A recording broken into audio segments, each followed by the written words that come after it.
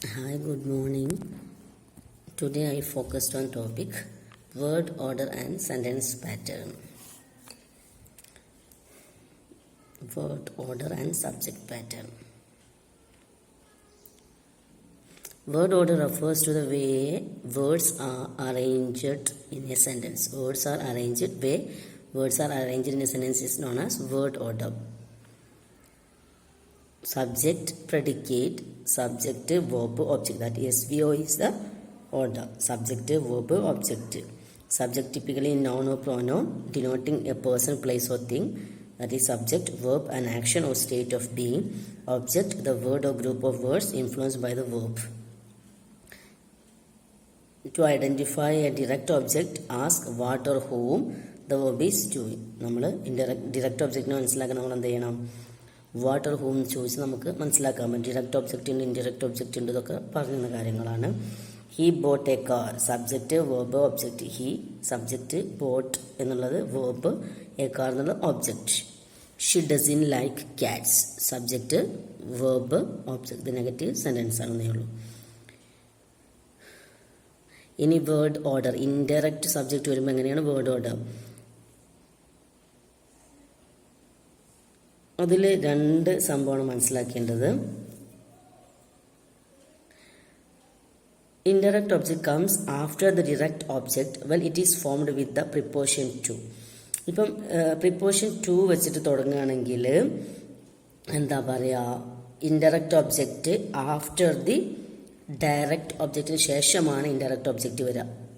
To വെക്കണം. For example, he gave the car to his friend. ഇവിടെ he subject ആണ്, gave എന്താണ്, വേർബാണ്, ദ കാറാണ് ഒബ്ജക്റ്റ്. അതിൻ്റെ ശേഷമാണ് നമ്മൾ ടു ഉപയോഗിച്ചത്. അതുകൊണ്ടാണ് ഹിസ് ഫ്രണ്ട്സ് എന്നുള്ളത് ഇൻഡയറക്റ്റ് ഒബ്ജക്റ്റ് അതിൻ്റെ ശേഷം വന്നത്. ടു ഉപയോഗിക്കുകയാണെങ്കിൽ ഇൻഡയറക്റ്റ് ഒബ്ജക്റ്റ് എന്ത് ചെയ്യും, ലാസ്റ്റിലാണ് വരിക, ഡയറക്റ്റ് ഒബ്ജക്റ്റിൻ്റെ ശേഷമാണ് വരിക. നല്ലോണം മനസ്സിലാക്കണം. ടു ഉപയോഗിക്കുകയാണെങ്കിൽ ഇൻഡയറക്റ്റ് ഒബ്ജക്റ്റ് ഡയറക്റ്റ് ഒബ്ജക്റ്റിന് ശേഷമാണ് വരിക. For example, he gave it to them, subject, gave verb, it എന്നുള്ളത് ഒബ്ജക്റ്റ്, ടു ദം എന്നുള്ളത് ഇൻഡയറക്റ്റ് ഒബ്ജക്റ്റ്. ഓക്കെ, ഇനി അടുത്ത rule, indirect object comes before the direct object when it is not used. To is not used. To ഇല്ലെങ്കിൽ ഫസ്റ്റിലാണ് വരിക, എന്നിട്ടാണ് ആദ്യം indirect ഒബ്ജക്റ്റും പിന്നെ ഡയറക്റ്റ് ഒബ്ജക്റ്റുമാണ് വരിക. He gave his friends the car. He gave his friends the car. അപ്പം he എന്താണ്, സബ്ജക്റ്റ് ആണ്, ഗേവ് വേർബ് ആണ്, ഹിസ് ഫ്രണ്ട്സ് എന്താണ്, ഇൻഡയറക്റ്റ് ഒബ്ജക്റ്റ് ആണ്, ദ കാർ എന്താണ്, ഡയറക്റ്റ് ഒബ്ജക്റ്റ് ആണ്. അപ്പോൾ നമ്മൾ he writes a letter to me എന്നുള്ളതൊക്കെ നമ്മൾ പറയുന്ന പോലെ കേട്ടോ. ഹി, അടുത്ത example, he gave them the car, subject, gave verb, them എന്നുള്ളത് indirect object, the car direct object. പിന്നെ ശ്രദ്ധിക്കേണ്ട ഒരു കാര്യം, sentence beginning with there plus verb plus subject ആണ്. For example, there plus verb plus subject. There are 7 members in the family. There are 7 members in the family. ഇപ്പോൾ it വെച്ചിട്ട് തുടങ്ങുകയാണെങ്കിലോ, it plus verb plus subject. It was an easy question. It was an easy question.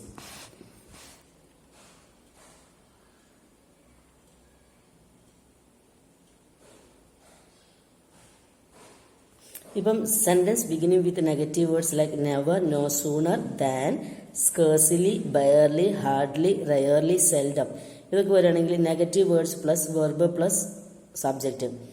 Example, not only did he win the race but also got the record.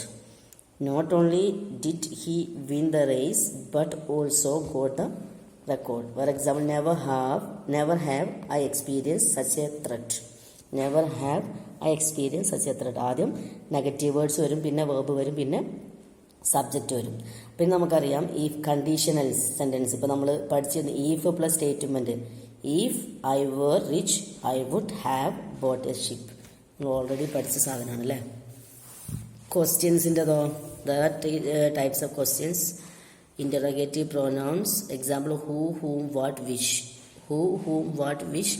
Interrogate determines which, what, whose. determiners, interrogative adverbs, where, why, how, etc. For example, പറയുകയാണെങ്കിൽ question word പറയുകയാണെങ്കിൽ what are you doing, question word plus verb plus subject plus rest of the sentence, question word plus verb plus subject plus rest of the sentence. What are you doing? Where example, auxiliary verb plus subject plus verb plus rest of the sentence. മറ്റേ question word ആയിരുന്നു. ഇവിടെ auxiliary verb ആകുമ്പോൾ have you played well. അപ്പോൾ എന്താ auxiliary verb plus verb plus auxiliary verb plus subject plus verb plus rest of the sentence അല്ലേ. Auxiliary verb subject verb plus do you know French, does she likes coffee.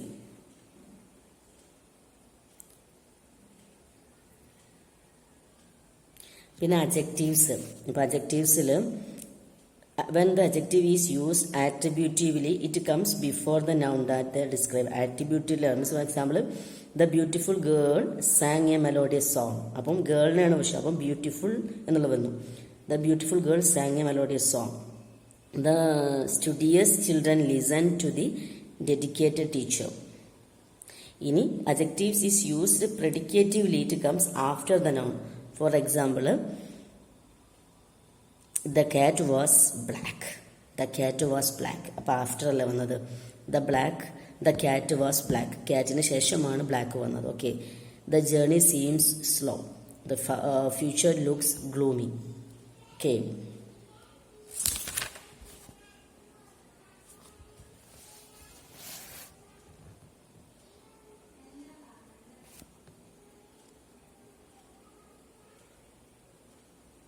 Word order adjectives വരുമ്പം the teacher called the students loudly. Today the teacher taught English in the class.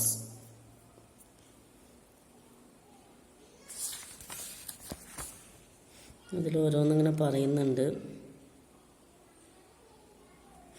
Adverb and adverb phrases can be placed in three places in a sentence. First one, at the front of the sentence before the subject. Yesterday the teacher taught the students. അത് ഒരു example ആണ്. Front of the സെന്റൻസിൽ ഉപയോഗിക്കുന്നത്. yesterday the teacher taught the students. at the end of the sentence ആവുമ്പോൾ after the subject വരും.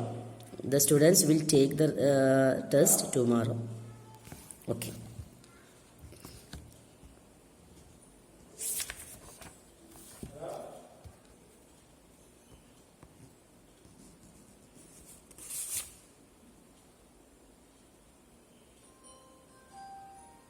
ഇത്രയാണ് word order അല്ലെങ്കിൽ എന്താണ് sentence പാറ്റേണിനെ കുറിച്ച് പറയാനുള്ളത് കേട്ടോ. Okay, thank you.